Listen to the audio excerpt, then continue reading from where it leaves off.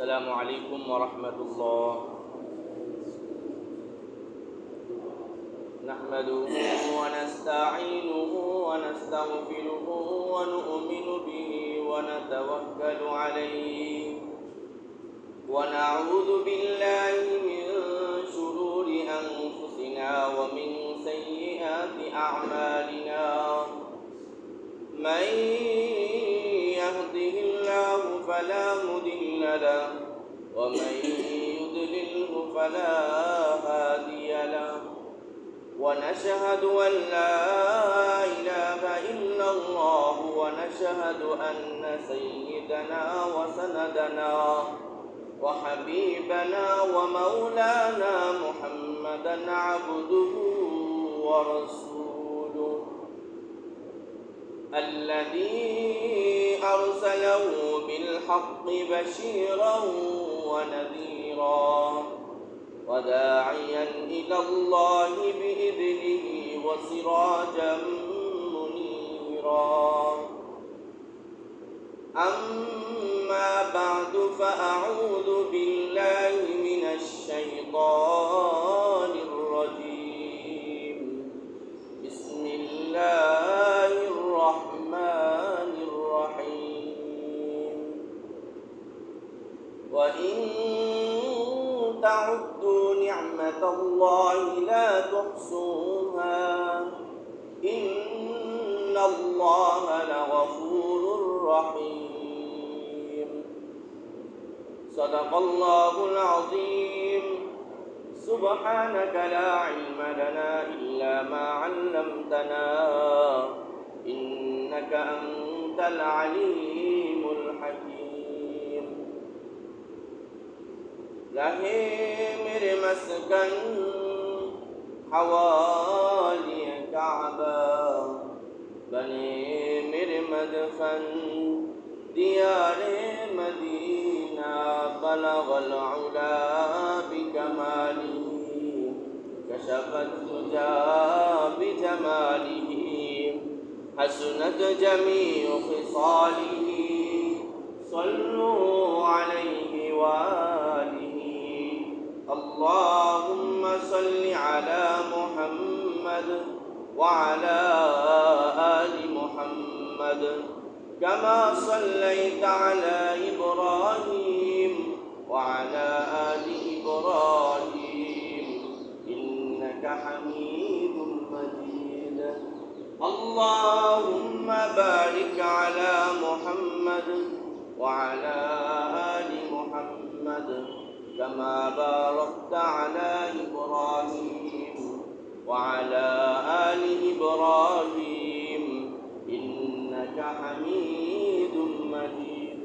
لا إله إلا الله لا إله إلا الله لا إله إلا الله لا إله إلا الله لا إله إلا الله لا إله إلا الله لا إله إلا الله. الله الله الله الله الله الله الله الله الله الله الله الله الله الله الله. سبحان الله سبحان الله سبحان الله سبحان الله سبحان الله سبحان الله.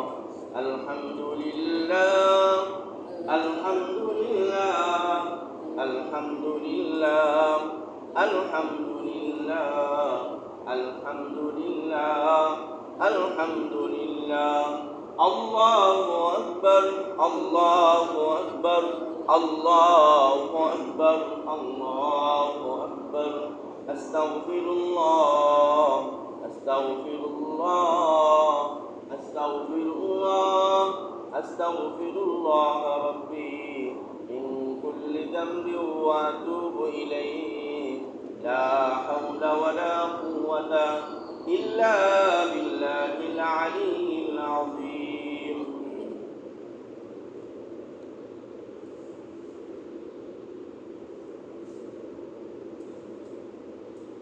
আলহামদুলিল্লাহ, সর্বপ্রথম মহান রব্বুল আলামিনের আলিশান দরবারে অসংখ্য শুকর ও সুজুদ আদায় করি যে মহান রব আমাদেরকে যাচাই করে বাছাই করে অত্যন্ত পছন্দ মোহাব্বত করে ভালোবেসে পৃথিবীর সবচেয়ে দামি স্থান আল্লাহ তাআলার ঘর মসজিদে আল্লাহ রব্বুল আলামিন আমাদেরকে আগে আগে আসার মতো তৌফিক নসিব করলেন। সেজন্য মহান রবের দরবারে শুকরিয়া আদায় করে বলি আলহামদুলিল্লাহ। ইখলাসের সাথে কোনো কথা যদি বলা হয় এবং কোনো কথা যদি শোনা হয়, অবশ্যই আল্লাহ রব্বুল আলামিন সেই কথাগুলোর ভিতরে ফায়দা দান করেন। তো আমি চেষ্টা করব কোরআন ও হাদিসের আলোকে কিছু কথা আপনাদের সম্মুখে পেশ করার জন্য, যাতে করে আমার উপকার হয় এবং আপনাদের উপকার হয়। মূলত আমি কোনো উপদেশদাতা নয়, কারণ আমি নিজেও একজন গুনাহগার বান্দা। কিন্তু যেহেতু একটা দায়িত্ব আছে, সেই হিসেবে কিছু কথা বলা। যে চেয়ারে বা যে মেম্বারে বসেছি, এটা খুবই আমানতের একটা জায়গা। এখান থেকে কোনো খারাপ কথা বা মন গড়া কথা বলার অধিকার ইসলাম আমাকে দেয়নি। তো সেই অনুপাতে আমি চেষ্টা করব কোরআন ও হাদিসের আলোকে কিছু কথা বলার জন্য। আপনারাও চেষ্টা করবেন ধৈর্য সহকারে, মনোযোগ সহকারে কিছু কথা শোনার জন্য, যাতে করে এই কথাগুলো শুনে দুনিয়াতে আমল করে পরকালে সফলতা অর্জন করা যায়। আল্লাহ রাব্বুল আলামিন আমাকে এবং আপনাদের সবাইকে ইখলাসের সাথে কথা বলার এবং শ্রবণ করার মতো তৌফিক নসিব করেন। বিগত সপ্তাহে হয়তো আপনাদের অনেকেরই মনে আছে, আশা করি, বলা হয়েছিল নবী করিম সাল্লাল্লাহু আলাইহি ওয়াসাল্লামের 3টি জিনিস পছন্দ। এবং তার আগে কথা শুরুতে বলা হয়েছিল মানুষ যত ভালো তার রুচিও তত ভালো, মানুষ যেমন হবে তার পছন্দ সেরকম হবে।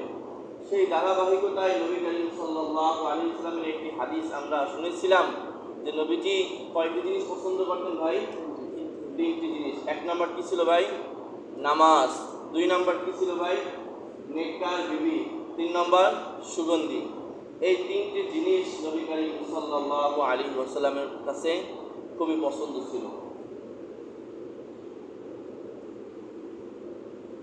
আপনারা যদি কিছু না মনে করেন, আমার কথা যদি মাইন্ড না করেন, হয়তো আমি বেশিরভাগ মানুষের কাছে হয়তো বয়সে ছোটো হব, কিন্তু দায়িত্ব হিসেবে বলা, অল্প কিছু সংখ্যক লোক যদি মেহেরবানি করে এদিকে লক্ষ্য করেন তাহলে কথা বলতে সুবিধা হয়। সবাই যদি নিচের দিকে দৃষ্টি থাকে তাহলে ভিতর থেকে কথা আসে না। আসলে কথা যদি কোনো পারিবারিক পার্সোনাল কথা হতো তাহলে বলে যেতাম মুখস্থভাবে, কিন্তু এই কথাগুলো কোরআনের থেকে বলা হয়, হাদিস থেকে বলা হয়। তো সামনে যারা থাকে তাদের যদি আগ্রহ থাকে, মনোযোগ থাকে, তখন কথাগুলো অটোমেটিকভাবে খুব সহজে আসে। আর যদি সামনের শ্রোতাগণের মনোযোগ কমতি থাকে তাহলে যিনি বলবেন কথা, তার কথা ভিতর থেকে সহজে আসবে না। আমার কথা যদি আপনারা কষ্ট পেয়ে থাকেন, আমি আন্তরিকভাবে দুঃখিত, কিন্তু কোরআনের কথা শুনতে হয় খুব মনোযোগ সহকারে।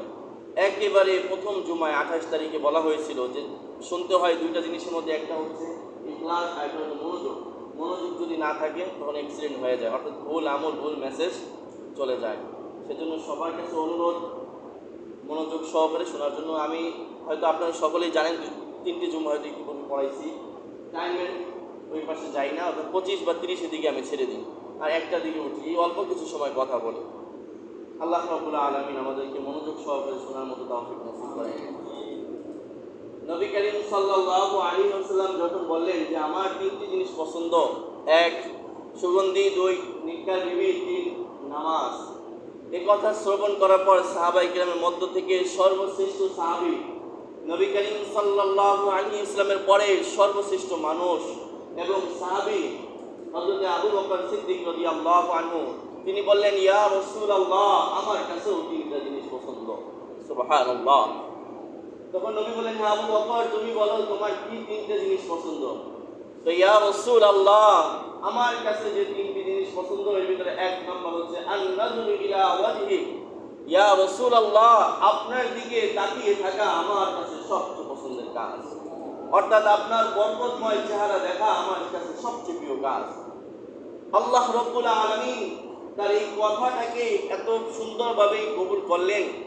যখন মদিনায় তিনি হিজরত করলেন সকল মুসলমানরা এবং নবীজি, তখন আল্লাহ তাআলা নবীজিকে পাহারা দেওয়ার জন্য ফেরেশতা পাঠাইতে পারতেন, অন্য কোনো সাহাবীদেরকে রাখতে পারতেন, কিন্তু তিনি আল্লাহ তাআলা সকল ফেরেশতাদের না ডেকে, অন্য সাহাবীদেরকে না রেখে হযরত আবু বকরকে রাখলেন যাতে নবীজির সাথে হিজরত করেন। তো আমি হিজরতের ঘটনা বলতে চাচ্ছি না, মূল আলোচনার সাথে আলোচ্য বিষয়ের সাথে যেটা মিল আছে সেই কথাটা বলবো। হযরত আবু বকর রাদিয়াল্লাহু আনহুর সাথে যখন হিজরত করলেন, গাড়ির শহরের ভিতরে গেলেন, ভিতরে ঢুকলেন, ঢোকার পরে সমস্ত গর্ত আমরা ঘটনা জানি, আবু বকর বন্ধ করলেন। একটা গর্ত শুধু বাকি ছিল, সেটা তিনি পা মোবারক দিয়ে বন্ধ করলেন। তারপর নবীজিকে বলেন, ইয়া রাসূলুল্লাহ, আপনি তো ক্লান্ত, আপনি আমার রানে ঘুমান, আমি আপনাকে পাহারা দিচ্ছি, আপনাকে আরাম দিচ্ছি। তখন নবীজি আবু বকর সিদ্দিক রাদিয়াল্লাহু আনহু বলে ঘুমাইলেন। আর হযরত আবু বকর ওই যে বলেছিলেন আমার পছন্দ আপনার চেহারা দিকে তাকানো, আল্লাহ তাআলা ব্যবস্থা করেছেন তার চেহারা সবচেয়ে কাছের দিকে দেখার। তখন শুধু তাকাই শুধু দেখতেই থাকলেন আমার নবীজিকে, এতটাই তিনি পছন্দ করতেন। কিতাবে পাওয়া যায় এমনও সাহাবী আছেন যে সকালবেলা যখন কাজে যেতেন নবীজিকে এক নজর দেখে দিতেন, বিকালবেলা কাজ শেষ আসার সময় যাওয়ার সময় নবীজিকে এক নজর দেখে যেতেন। তো সাহাবীদের পছন্দ তো এরকম ছিল, নবীজিকে তাকানো থাকা। ও ভাই, আমি আপনি সাহাবী নবী বাবু কোথায় যে তার দিকে তাকাবো? আমরা কার দিকে তাকাবো? ওই নবীর উত্তরাধিকারী যারা আল্লাহওয়ালা তাদের দিকে তাকাইয়া ওই চাহিদাটা আমরা পূরণ করব। যারা হক্কানি আলেম আল্লাহওয়ালা খাঁটি পীর, তাদের দিকে তাকাইয়া বলবো আল্লাহ নবীজিকে তো আমি পাই নাই, কমপক্ষে তার উত্তরাধিকারী আপনার একজন ভক্ত আল্লাহওয়ালা তার দিকে তাকাই দিয়েছে। আল্লাহ আবু বকর সিদ্দিক যেরকম নবীজির দিকে তাকাইয়া সব পাইছে, আনন্দ পাইছে, তৃপ্তি পাইছে, আল্লাহ আমাকে আপনি সেই আনন্দ দান করে দেন।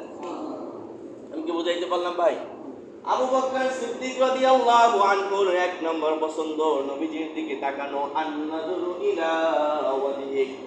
দুই নম্বর পছন্দ আবু বকর বলেন, ইয়া রাসূলুল্লাহ, আমার দুই নম্বর পছন্দ আমার সমস্ত মাল আপনার জন্য খরচ করা। কে বললেন? আবু বকর। আমার যত অর্থ সম্পদ আছে সব কিছু আপনার জন্য খরচ করা, এটাই হলো আমার দ্বিতীয় নাম্বার পছন্দ। যাই যদি আমরা এই কথার দিকে খেয়াল করি, আমরা সকলেই জানি তাবুক যুদ্ধের সময় যখন বলা হলো ইসলামের জন্য জিহাদের জন্য তোমরা অর্থ দাও, সম্পদ দাও, আবু বকর বাড়িতে গেলেন, সমস্ত মাল বস্তার মধ্যে বললেন, শেষ পর্যন্ত ঘরের যে বেড়া থাকে ওই বেড়ার ভিতরে এরকম হাতাচ্ছেন। কেন হাতাচ্ছেন? ঘরের ওই বেড়ার ভিতরে কোনার ভিতরে হয়তো একটু সুতা থাকতে পারে, একটু কি বলে সুই থাকতে পারে, সেই সুইয়ের মাধ্যমে যদি ইসলামের কোনো উপকার হয় আমি আল্লাহর রাসূলের দরবারে এই সুইও দান করে দিব। আল্লাহ তাআলা আবু বকর রাদিয়াল্লাহু আনহুর এই কর্ম দেখে এতই খুশি হলেন, হঠাৎ করে জিবরিল আলাইহিস সালাতু ওয়াস সালাম নবীজির কাছে আসলেন। আসার পর বলেন, আসসালামু আলাইকুম ইয়া রাসূলুল্লাহ, আসসালামু আলাইকুম ইয়া রাসূলুল্লাহ। নবীজি সালাম উত্তর দিলেন, আর দেখলেন জিবরিল আলাইহিস সালামের মাথায় সালার পাগড়ি। কিসের পাগড়ি? পোশাক ও সালার, নিচের কাপড় যেটা এটাও সালার। তখন বললেন, কি ব্যাপার হে জিবরিল, এটা আবার কোন পোশাক? তুমি এটা কেমন পোশাক পরলে? ইয়া রাসূলুল্লাহ, এই পোশাক শুধু আমি একাই পরিনি, আজ আকাশের সাত আসমানে যত ফেরেশতা আছে সকল ফেরেশতা এই পোশাক পরছে। কারণ কি? কারণ হচ্ছে আপনার আবু বকরকে ডাক দেন। আবু বকরকে ডাক দেওয়া হলো, ইয়া রাসূলুল্লাহ জি বলেন। তাকাইয়া দেখলেন আবু বকরও সেই সালার পোশাক পরা।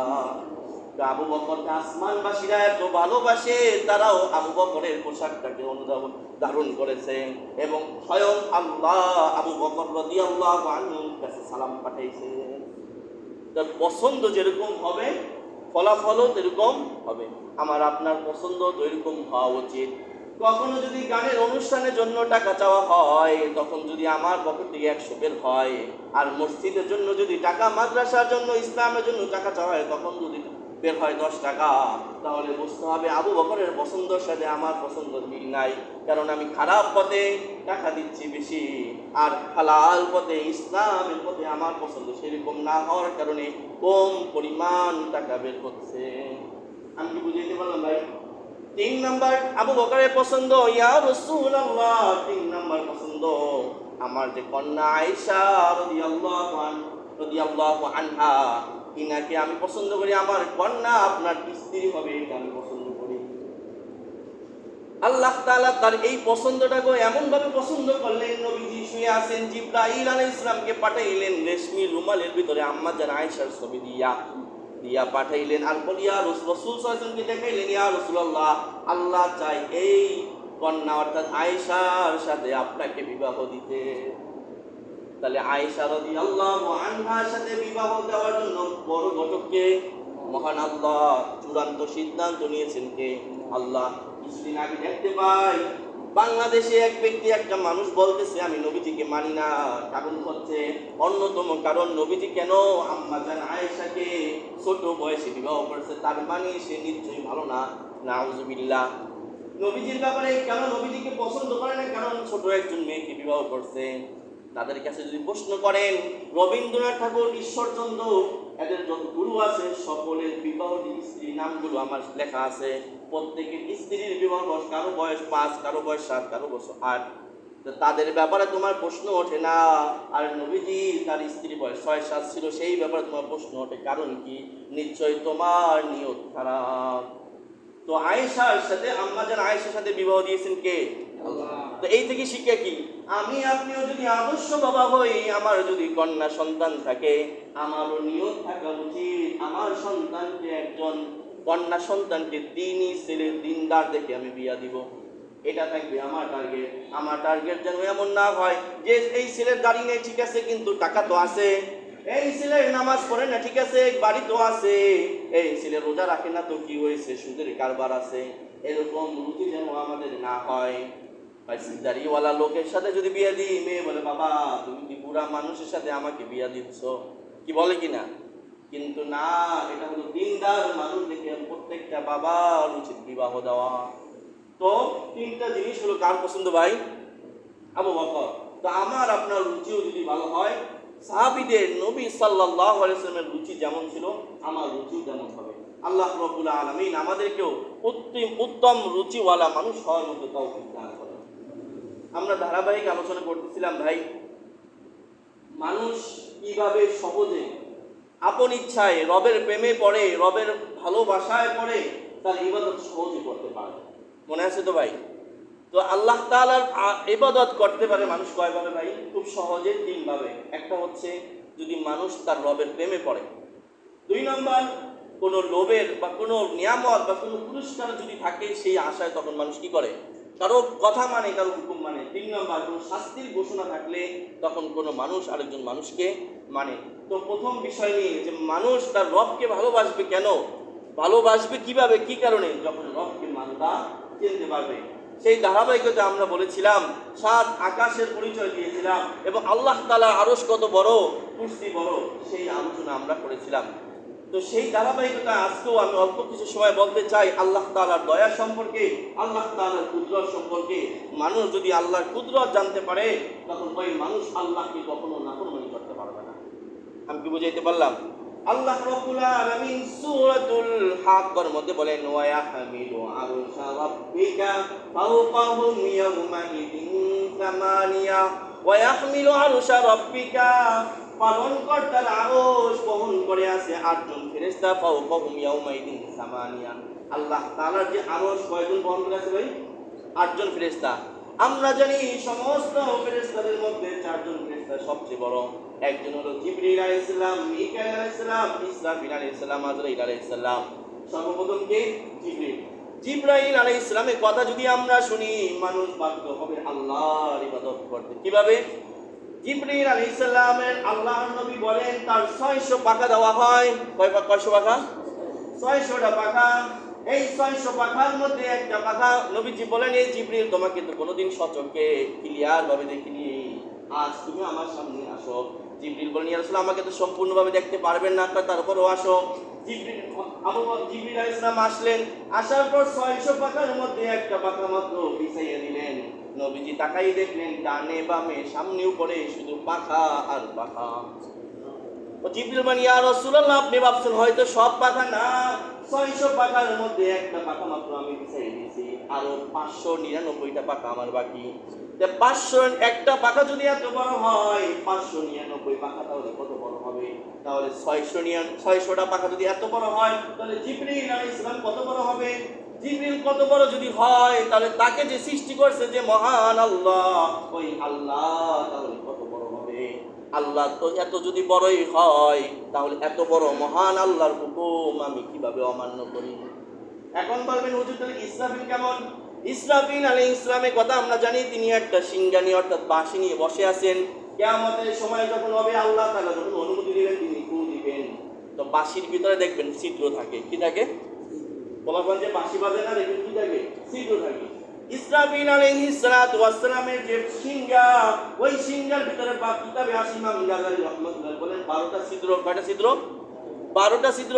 ইমাম গাযযালী রাহমাতুল্লাহ বলেন ওই 12টা ছিদ্রর একটা ছিদ্র এত বড় 7 আকাশ আর জমিন যদি ওই ছিদ্রের ভিতরে দেওয়া হয়, ছিদ্রর এক পাশেও একটুও লাগবে না।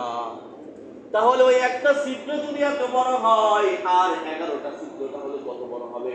11টা ছিদ্র যদি এত বড় হয়, তাহলে ওই সিংহা বাঁশিটা কত বড়? ওই বাঁশি যদি এত বড় হয়, তাহলে যে ফেরেশতা ওই বাঁশিটাকে সিংহা ধরে রাখছে, ওই ফেরেশতা তাহলে কত বড়? ওই ফেরেশতা যদি এত বড় হয়, আমার মহান আল্লাহ কত বড়? তাহলে আমার আল্লাহ যদি সবচেয়ে বড় হয়, তার হুকুমও সবচেয়ে বড়। এত কিছু মানুষ জানার পরেও কিভাবে আল্লাহকে নাফরমানি করে? করা কি সম্ভব? কোনোভাবেই সম্ভব। তারপরে কে? হযরতে মিকাইল আলাইহিস সালাম, তার দায়িত্ব হলো বৃষ্টি পরিবেশন করা। কিতাবে আসছে, মিকাইল আলাইহিস সালামের পুরো পৃথিবীর সকল পানি যদি একসাথ করা হয়, সকল পানি বলতে যদি আপনি বুঝুন সমুদ্রের পানি, না, পুকুরের পানি, নদীর পানি, এমনকি যে স্যালো কল, এই স্যালো কলের ভিতরে যে পানি, সমস্ত পানি যদি একসাথ করা হয়, ওই পানি যদি তার মাথার উপরে দেওয়া হয়, কিতাবে আসছে ওই পানি গড়াইয়া তার কাছ পর্যন্ত আসতে পারবে না। তাহলে মাথাটা যদি এত বড় হয়, তাহলে গর্দানটা কত বড়? গর্দানটা যদি এত বড় হয়, তাহলে তার দেহটা কত বড়? আর দেহ যদি এত বড় হয়, যে আল্লাহ তারে বানাইলেন সেই আল্লাহ কত বড় হয়? আল্লাহ যদি এত বড় হয়, এটা জানার পরেও আমি কেমনি নামাজের আযান বলে দোকানে বাসায় বসে থাকি? নাফরমানি করা সম্ভব? এখন বলবেন, তাহলে হুজুর আজরাইল কেমন? আজরাইল আলাইহিস সালাম এত বড় কিতাবে আসছে তার হাতটা হলো পুরো পৃথিবীর থেকেও বড়। পুরো পৃথিবী যত বড়, এর থেকে তার হাতটা এত বড়। যার কারণে আমরা দেখি আম্বুলে একজন মারা যায়, ঠিক একই সময় ঢাকা গাজীপুরে একজন মারা যায়, আমেরিকাতেও ঠিক একই সময় মারা যায়। কিভাবে সম্ভব? তা সম্ভব তো এভাবেই, যে তার হাত পুরো পৃথিবীর থেকেও বড়। বলা হয় একটা প্লেটের মতো পুরো পৃথিবীটাই। যার কারণে তার দৌড়ানো লাগে না, যে আমি আমেরিকা যাব, আব্দুল কুদ্দুসকে আমি জান কবজ করবো, আর এখানে আব্দুর রহমানের দৌড়ানোই লাগে না। তো যে বান্দার আজরাইলের যদি হাত এত বড় হয়, তাহলে ওই আজরাইল আলাইহিস সালাম কত বড়? তাহলে আজরাইল যদি এত বড় হয়, আমার মহান আল্লাহ কত বড়? এত বড় যদি মহান আল্লাহ হয়, এটা আপনি জানার পরে কিভাবে ও জুম্মার সময় আইসাও আসরের সময় জুম্মার আসর আমি না করে থাকি? আমি কি বুঝাইতে পারলাম? যে বান্দা জুম্মার সময় আসে, সেই ব্যক্তি আসরের সময় অনুপস্থিত। এর কারণটা কি? কারণ সে মালিককে চেনে নাই, আল্লাহকে চেনে নাই, রবকে চেনে নাই। যদি রবকে চিনত, তাহলে সে আসরের নামাজ না পড়ে বাসায় থাকতে পারতো না। আপনি আমি দেখি প্রাকৃতিক ভাবে গাছ এক ধরনের সৃষ্টি, পশু পাখি এক ধরনের সৃষ্টি, মানুষ এক ধরনের সৃষ্টি। গাছ তো দাঁড়াই আছে, আমরা ভাবি গাছ কিভাবে খায়, কিন্তু আমার আল্লাহ এত দয়ালু, এই গাছকে আল্লাহ খাওয়ান কিভাবে? কয় সমুদ্রের পানি সূর্য তাপ দেয়, সেই তাপ থেকে বাষ্প হয়, সেই বাষ্প হয়ে উপরে উইরা আইসা বৃষ্টির মাধ্যমে ওই প্রত্যেকটা গাছের কোনায় আল্লাহ পাঠাইয়া দেন। সুবহানাল্লাহ বলেন। কারণ কি? আমি হাঁটতে পারি, পশু পাখিও হাঁটতে পারে, কিন্তু গাছ হাঁটতে পারে না। যার কারণে তার রিজিক আল্লাহ তার মুখের কাছে পাঠাইয়া দেন। যে আল্লাহ এরকম ভাবে আপনার ফল খাওয়ার জন্য, সবজি খাওয়ার জন্য এরকম দয়া দিতে পারেন, এত অনুগ্রহ করতে পারেন, তাহলে কিভাবে ওই আল্লাহর নাফরমানি করি? আমি বান্দা, আমি বান্দার দিকে যদি তাকাই, আল্লাহ বলেন সূরাতুজ জারিয়াতের ভিতরে, ওয়াফি আনফুসিকুম আফালা তুবসিরুন, বান্দা তুমি যদি তোমার নিজের ভিতরে তাকাও তাহলেও আমাকে অবশ্যই তুমি চিনতে পারবা। যে বান্দা তার নিজের ভিতরে তাকাবে কিভাবে? বান্দা যখন মায়ের পেটে থাকে, খাইতে পারবে না, মুখে সে শক্তি নাই, আল্লাহ কি করে দেন?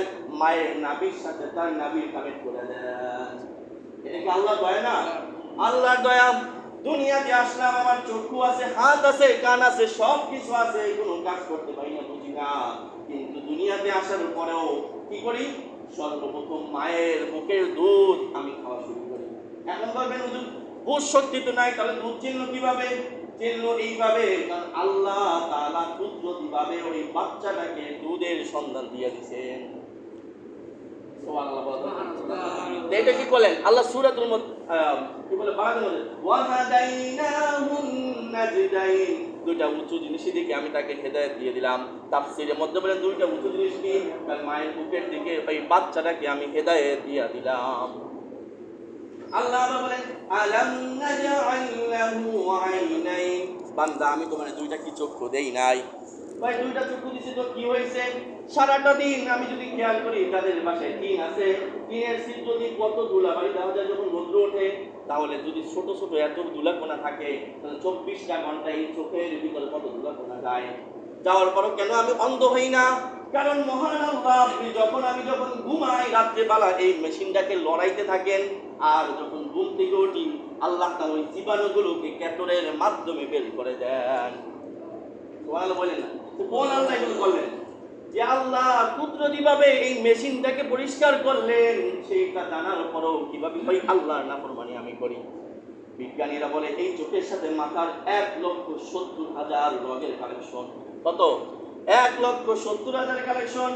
কোন মানুষ যদি আল্লাহর পরিচয় জানে ইবাদত না করে পারবে না। কালো বাজারের হিসাব মতে কোন মানুষ, এক একটা মানুষের দাম হলো 16 কোটি টাকা। কত টাকা? তো আমি যদি আল্লাহর নিয়ামত দিব না, আল্লাহর হুকুম মানবো না, তাহলে কি করতে হবে? দেহটাকে আল্লাহর দেহ যদি দিচ্ছে আল্লাহকে দিয়ে দিই, তাহলে কমপক্ষে আল্লাহকে কয় টাকা দিতে হবে? 16 কোটি টাকা আল্লাহকে দিতে হবে। এখন বলবেন ঠিক আছে আমি কোটি আল্লাহকে 16 কোটি দিয়ে দিলাম, আল্লাহর হুকুম মানবো না, তাও উপায় নাই। কারণ মানুষ প্রতিটা দিন অক্সিজেন গ্রহণ করে কত কেজি? 16 কেজি। কত কেজি? 16 কেজি অক্সিজেন প্রতিদিন একটা মানুষ গ্রহণ করে। এক এক কেজির দাম হলো 3,000 টাকা ডাক্তারের মতো। কত টাকা? 3,000। 316 কত? 48। প্রতিদিন আপনি যদি বলেন আল্লাহর অক্সিজেন আমি নেব না, আল্লাহ বলেন বান্দা তুমি 48,000 টাকা দাও। প্রতিদিন আপনাকে 48,000 টাকা যদি ভাড়া দেন তাহলে অক্সিজেনের দাম দেওয়া হয়। বলেন জন্ম থেকে শুরু করে এই পর্যন্ত আল্লাহ আমাদেরকে চাইছেন। কারেন্টের বিল যেভাবে আল্লাহ চাইছেন, ফিরি কোন আল্লাহ এত নিয়ামত দিলেন? কোন আল্লাহ? ওই আল্লাহ যিনি আমাকে সৃষ্টি করছেন। এত কিছু জানার পর কিভাবে ওই আল্লাহর আমি নাফরমানি করি? তো আল্লাহ সম্পর্কে যদি আপনি ভাবি ভাই, সারা আল্লাহ দেখবেন 100 বছর আগে যারা আসছিল তারা কি বলছে? ও আচ্ছা এই বিষয়গুলো আমি জেনেছি, নতুন আল্লাহ সম্পর্কে, পৃথিবী সম্পর্কে। আবার আমরা যারা আসলে বলতেছে আল্লাহ এগুলো নতুন জানছি। আবার 100 বছর পর যারা আসবে আল্লাহ সম্পর্কে, আল্লাহ কুদরত সম্পর্কে মানুষ জানবে, কখনো কিয়ামত পর্যন্ত জানা শেষ হবে না। কারণ আল্লাহ কোরআনে বলেন ওয়াইন তাউদ্দু নি'মাতাল্লাহ লা তুহসুহা, আমার নিয়ামত গুণে তুমি শেষ করতে পারবে না। তাহলে শেষ হবে কিভাবে? আমার পরবর্তীতে যারাই আসবে তারা নিয়ামত শুধু গুনতেই থাকবে, কিন্তু শেষ হবে না। তো বান্দা তুমি নিয়ামতের কথা জানলা, তারপরেও আসরের সময় তুমি কেন ঘরের ভিতরে বসে রইলা? তারপরও কেন তোমার দাড়ির উপরে খুর ওঠে? তারপরও কেন তোমার কারবার সুদের সাথে থাকে? কেন তোমার মুখে, তোমার পোশাকে, তোমার কথায় কেন ইসলাম আসে না, সুন্নত আসে না? আল্লাহ তাআলা আমাকে এবং আপনাদের সবাইকে আল্লাহকে সঠিকভাবে চিনে তার হুকুম মানার মতো তৌফিক নসিব করেন।